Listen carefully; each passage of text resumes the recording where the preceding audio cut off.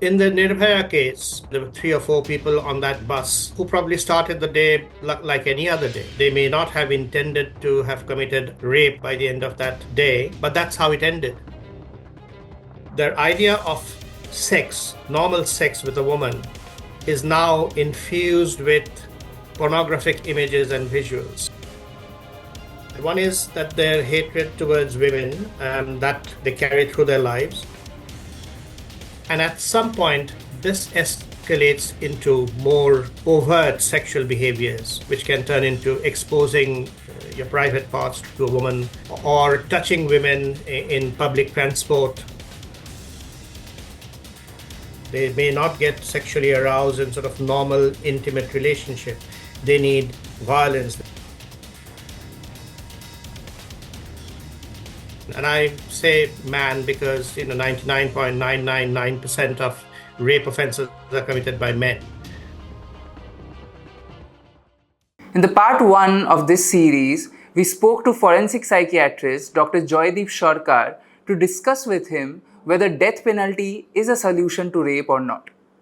While describing why death penalty does not prevent rape in any way, this is what he had to say. I think people are simply speculating based on what they might feel, but they are not offenders. They're not thinking like criminals. They're not living in that world. On that note, we proceeded with the conversation to understand how exactly a rapist thinks and why he thinks like that. Please watch this video till the very end because this issue needs your attention. Okay, something that you just right now said, I will draw my next question from that you and I, we do not think, or the people who are making these arguments, we do not think like the offender. Please tell us, how does this offender actually think? Like, what does a person who is committing the act of rape, what are they thinking before they are committing the act, while committing the act, and after they have committed the act? What is going on in their mind? Yes, it's hard to, pardon me, hard to know exactly what is going through their minds before, during, after, unless they were to tell us. But based on the evidence in the sort of scientific world that exists, we talk about the motives. What motivates a man? And I say man because 99.999% of rape offenses are committed by men. There could be the very rare case of a woman committing rape. So we'll just sort of put women to one side and focus entirely on men because it's a man's issue. We talk in terms of what motivates the person, the motivation of the person to go and commit rape. And rapists are not a homogeneous group. You can't sort of say, oh, he looks like a rapist. I mean, if you think of Hindi movies or Bollywood flicks back in the 70s or 80s, you had the Ranjit, the villain, or looking like a rapist, behaving in a very lewd manner. And the moment Shakti Kapoor, they are portrayed as caricatures of rapists or people who are sexually violent. But rapists don't look any different from the normal average man on the street. It's what goes on inside their heads that makes them different. And as I said, they're not a homogeneous group. It's a diverse group. There are those who are quite opportunistic. So after a night out with friends where people get drunk and become a little bit sexually aroused, or they may suddenly find a lone woman on the streets on her own with no support, where they may turn onto that person because the opportunity presents itself. And they may commit rape because they can't control their emotions, they can't control their impulses. All right. So there's one group of rapists who are just opportunistic. They did not start the day thinking I'm going to rape someone, but the day ends with them raping and maybe even killing someone. In the Nirbhaya case, it was the bus driver, the conductor, and the cleaner. There were 3 or 4 people on that bus who probably started the day like any other day. They may not have intended to have committed a sexual homicide or certainly rape by the end of that day. But that's how it ended. The opportunity presented itself, a single woman with a man, empty streets, late at night, no witnesses, four of them, five of them versus two of them, and it happened. So a lot of it is um, about opportunities that present themselves.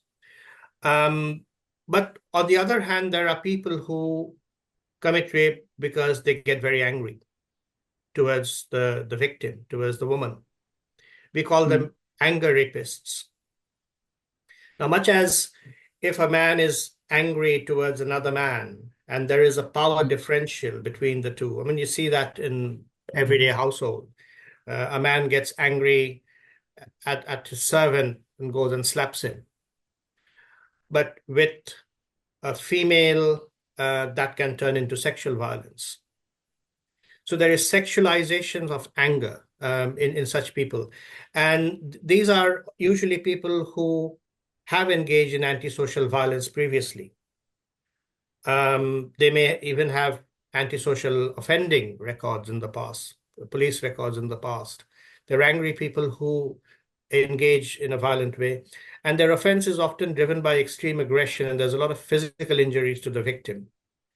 So that's another type of rapist who is not opportunistic, who, when he gets angry, sexualizes it and becomes sexually violent and causes lots of injuries. Sex is not the primary motive. Lust is not the emotion that drives that behavior. It's anger.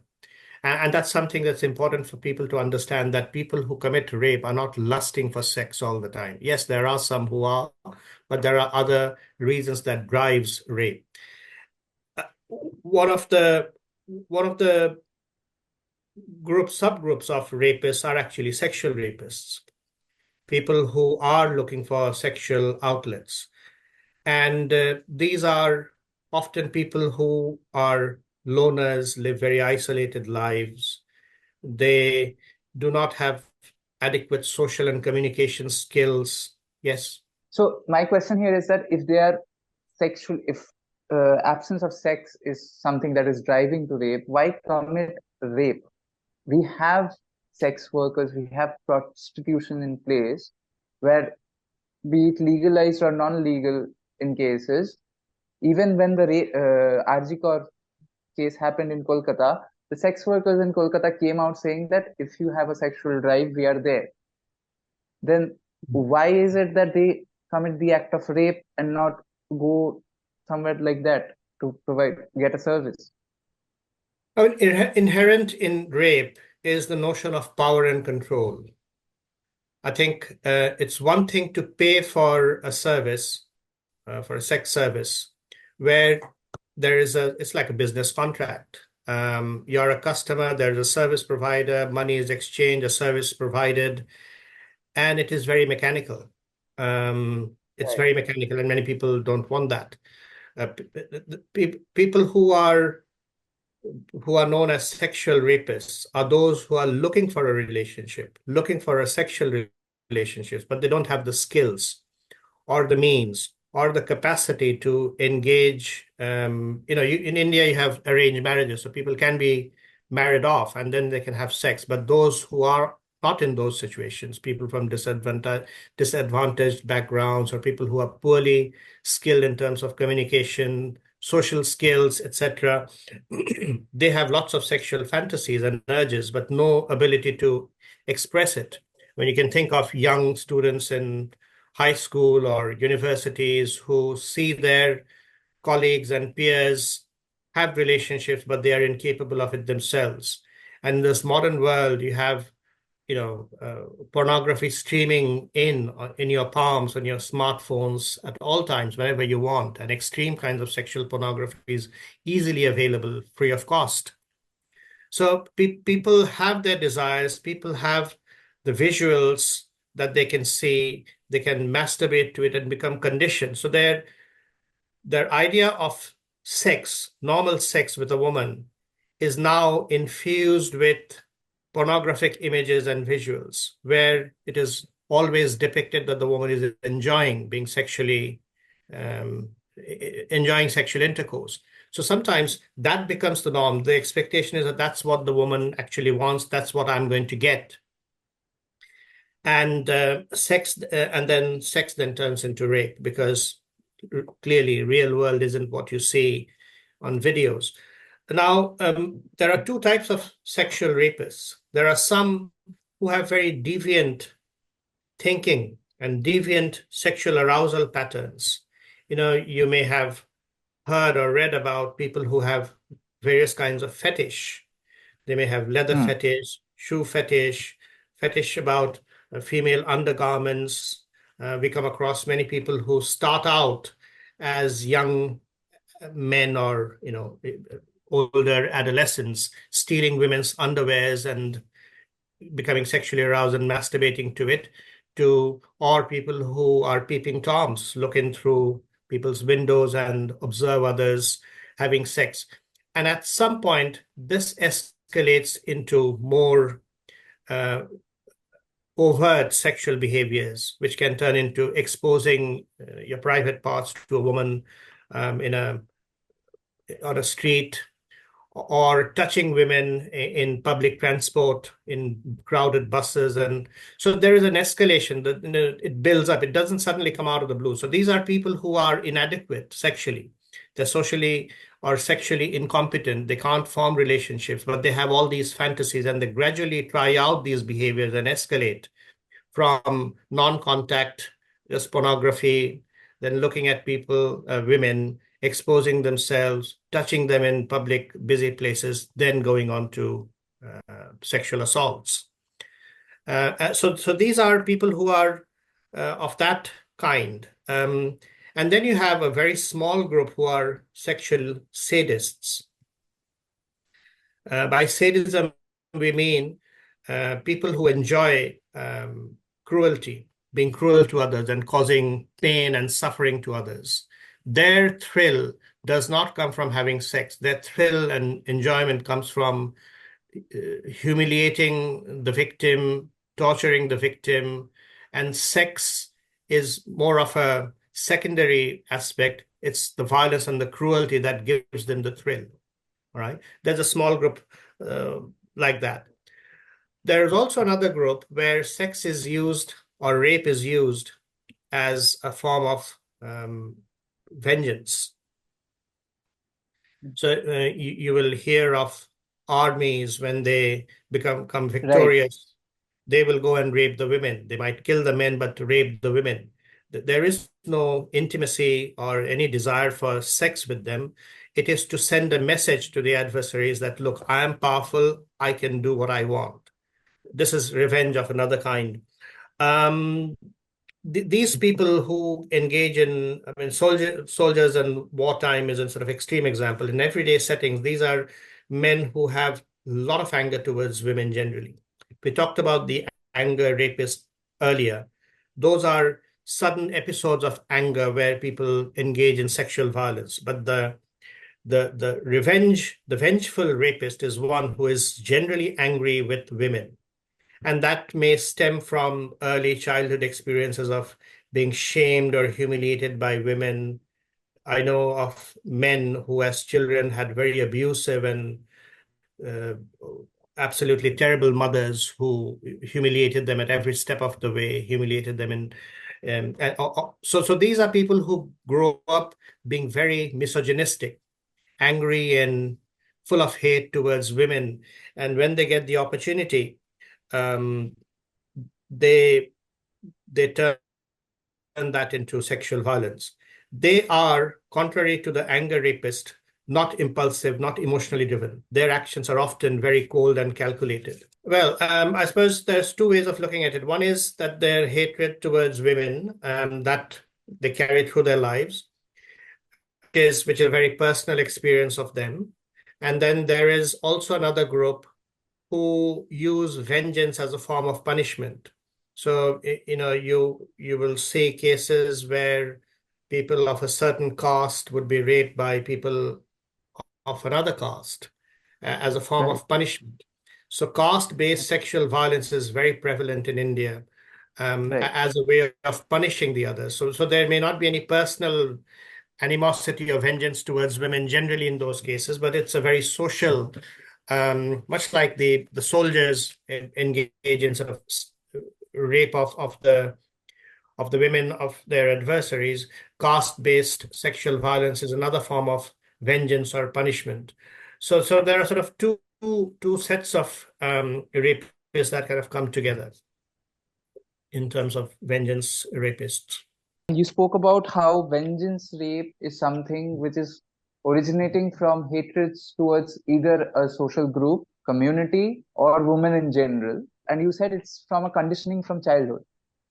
For the cases of deviants and sadists, what is the sort of conditioning for them? Is that also rooting from their childhood? A lot of sexual violence have their roots in early childhood experiences.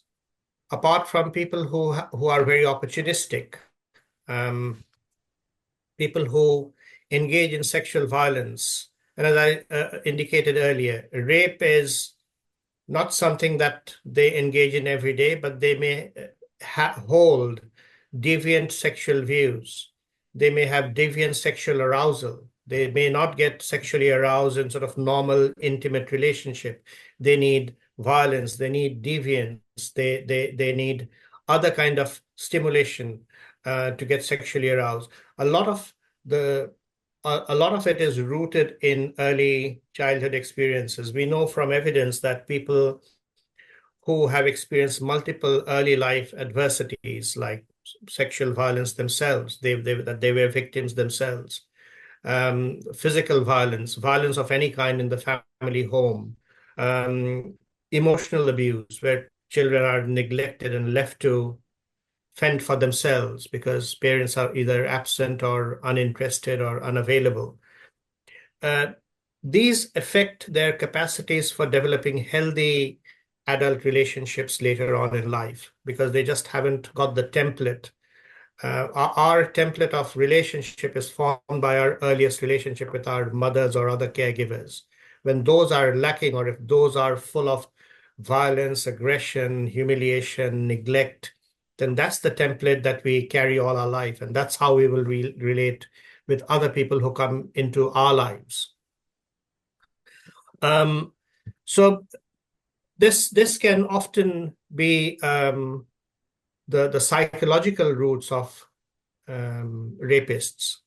And certainly in the West, where I have worked a lot of my career, these are the psychological issues that get targeted in assessments and treatments later on for rapists. But there are some key markers of deviance. For example, children who are loners, who are very sad, who engage in bedwetting or soiling in their beds, those who get into trouble in school by truanting, getting expelled because of bad behaviors, where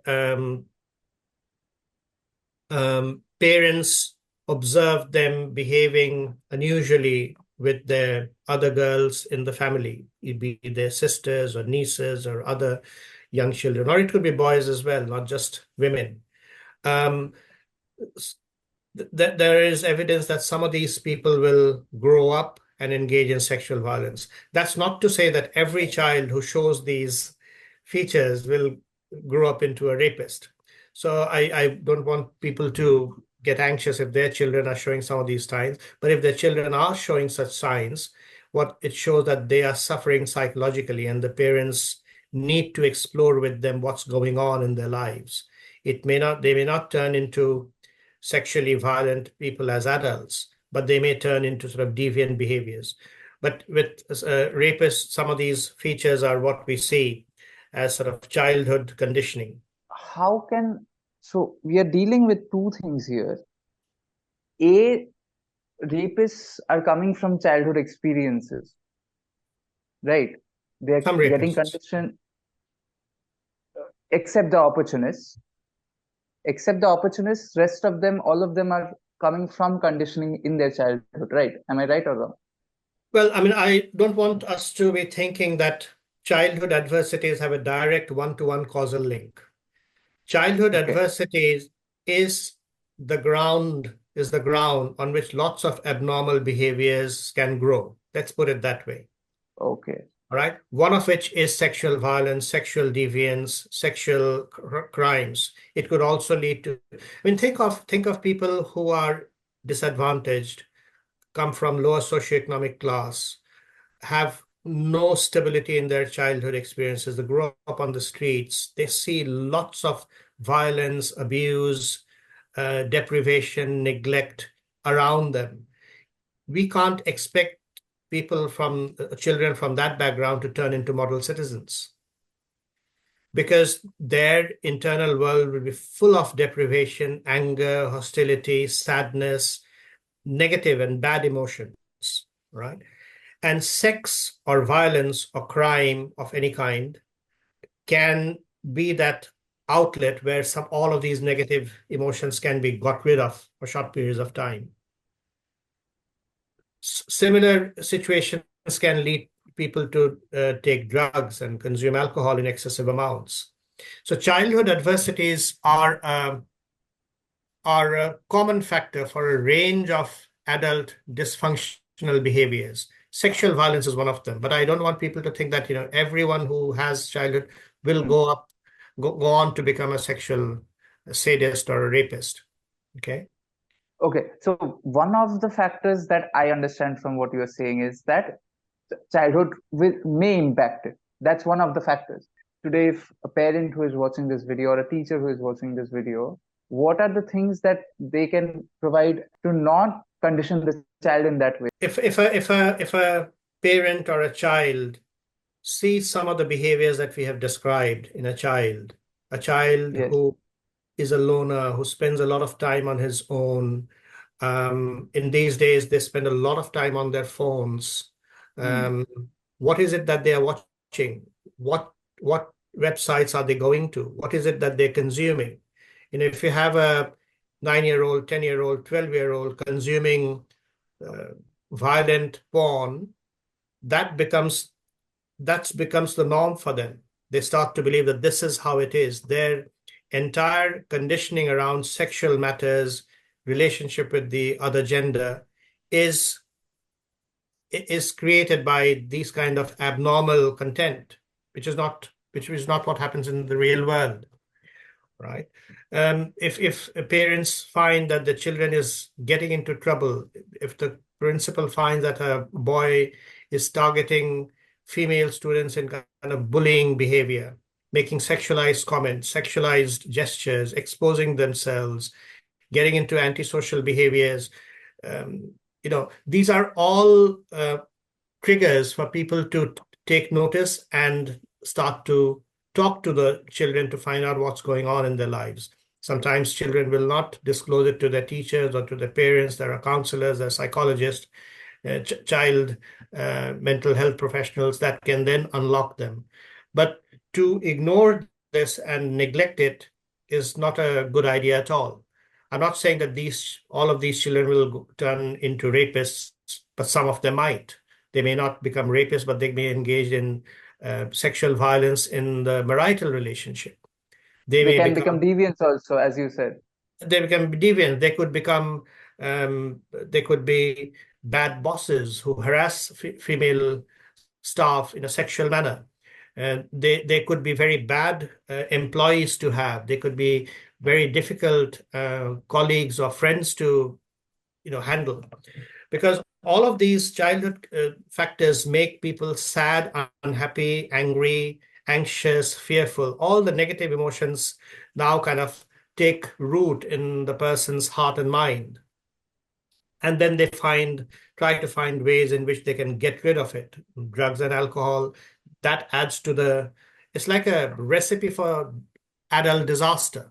You keep adding different things and becomes like a very bad heady concoction of deviance, antisociality, violence, sexual crimes. It all gets jumbled up together, and then one day when you are in the right group of people, other friends and mates who share similar views, when you're intoxicated or when you're having a stress, it just kind of comes spilling out. It's almost it's good to sort of think of these things like a volcano.